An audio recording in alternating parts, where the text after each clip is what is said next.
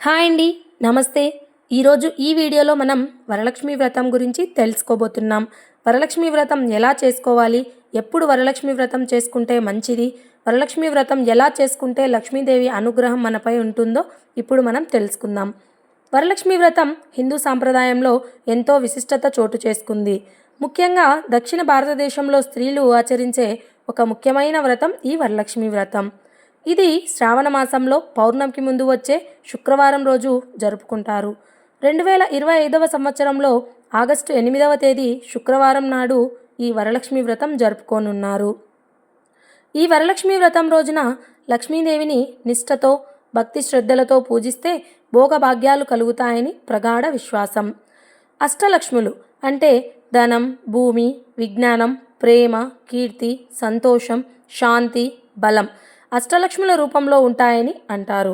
ఈ వరలక్ష్మి వ్రతం ప్రాముఖ్యత ఏంటంటే, ఈ వ్రతం లక్ష్మీదేవికి అంకితం చేయబడింది.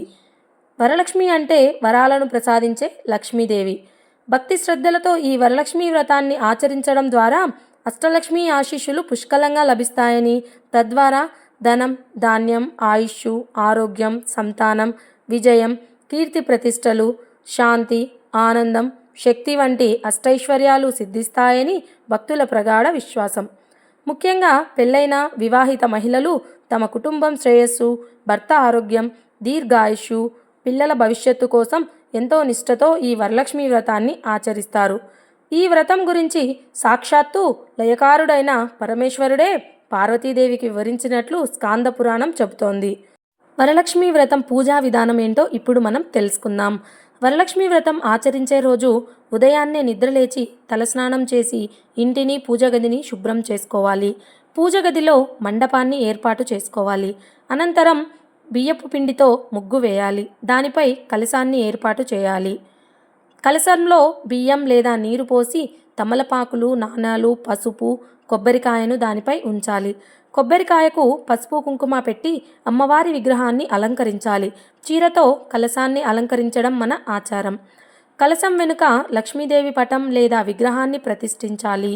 పూజా సామగ్రిని సిద్ధం చేసుకోవాలి. పసుపు, కుంకుమ, అక్షింతలు, పూలు, పండ్లు, నైవేద్యాలు, తోరాలు, పసుపు గణపతిని ముందుగానే సిద్ధం చేసుకోవాలి.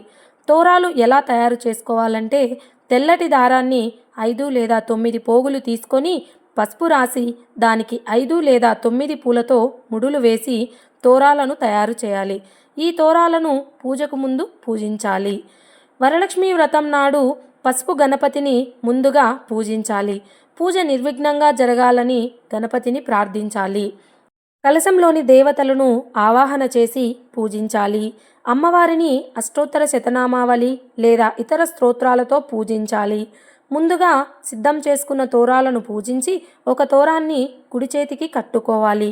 లక్ష్మీదేవికి ఇష్టమైన పిండి వంటలు, పాయసం, వడపప్పు, పానకం వంటి వాటిని నైవేద్యంగా సమర్పించాలి.